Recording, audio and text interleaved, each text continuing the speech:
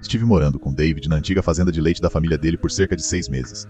A propriedade tem 40 acres de pasto e floresta, com o vizinho mais próximo a 3 milhas de distância, por uma estrada de cascalho. Era quinta-feira, no final de outubro.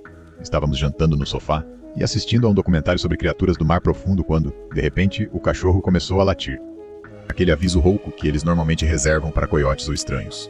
David silenciou a TV e ficamos ouvindo. O latido persistiu, concentrado na frente da casa. Ouvi botas pisando em pedregulho lá fora, subindo a longa entrada. Eu me levantei e olhei pela janela. A luz da varanda estava acesa, mas a entrada escondeu-se por trás de uma fila de cedros, então não pude ver quem chegava. Agora, os cães estão enlouquecendo, latindo e arranhando a porta. David pegou o celular e abriu o aplicativo de câmera de segurança. Instalamos 2 câmeras, após uma série de invasões no verão anterior. A câmera frontal mostrou um homem caminhando em direção à casa. Ele era alto e usava uma jaqueta escura. As mãos dele estavam nos bolsos e a cabeça baixa, como se estivesse pensando profundamente. Ele parou a cerca de 6 metros da varanda e ficou ali sem levantar a cabeça ou gritar. Depois de talvez 30 segundos, ele começou a caminhar novamente e subiu lentamente os degraus, parando em frente à porta. Fiquei na janela tentando ver o rosto dele, mas ele estava em um ângulo onde a luz do pátio só iluminava o perfil.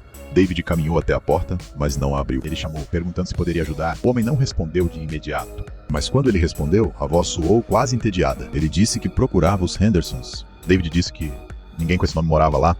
O homem perguntou se ele estava certo e disse que era o antigo local deles. David explicou que estávamos lá há 6 meses, mas o homem nem respondeu, nem se mexeu para ir embora. David perguntou se precisava de direções. O homem não respondeu, mas vimos ele se aproximar até estar a cerca de 1 metro da porta. Assistimos enquanto ele colocava a mão na maçaneta. David imediatamente pediu que ele recuasse. O homem não se mexeu de início, então quase como se estivesse falando consigo mesmo em voz baixa, ele disse que achou que sentiu o cheiro de chimarrão.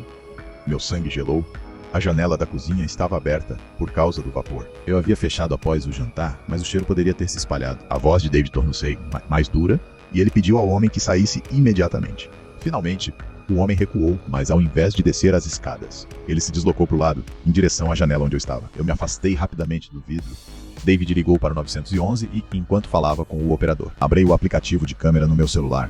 O homem agora estava ao lado da casa, olhando para as janelas do 2º andar. O despachante informou que o delegado estava a caminho, mas demoraria 20 minutos. Eu continuei observando o fio da câmera. O homem andou pela parte de trás da casa, desapareceu de vista e depois reapareceu do outro lado.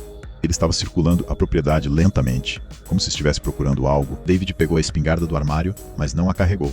Ele simplesmente segurou a arma caso os cães ainda estivessem latindo e andando de um lado para o outro entre nós e a porta. O homem voltou à varanda e subiu os degraus novamente. Ele bateu 3 vezes. David não respondeu.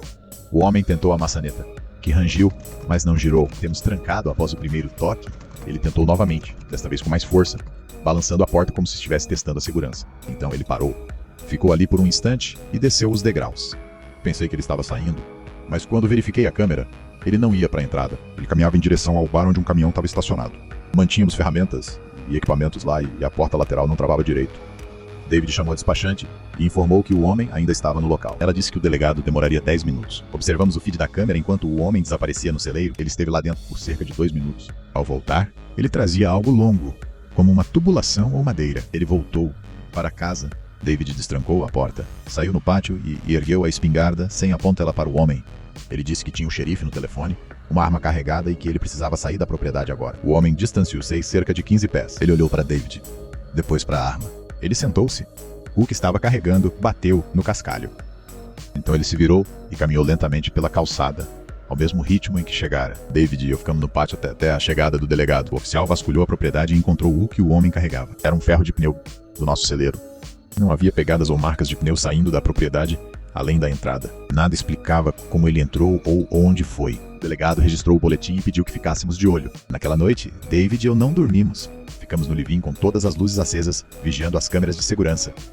Por volta das 3 da manhã, o sensor de movimento da câmera frontal disparou. A figura estava no final da entrada, longe demais para distinguir detalhes, mas via a silhueta de uma pessoa observando a casa. David pegou o celular para ligar para o xerife novamente, mas quando chegaram, a figura sumiu. Mudamos de casa 2 meses depois. Dizemos que era por causa do trabalho, por um trajeto mais curto. Mas a verdade é que não podíamos ficar.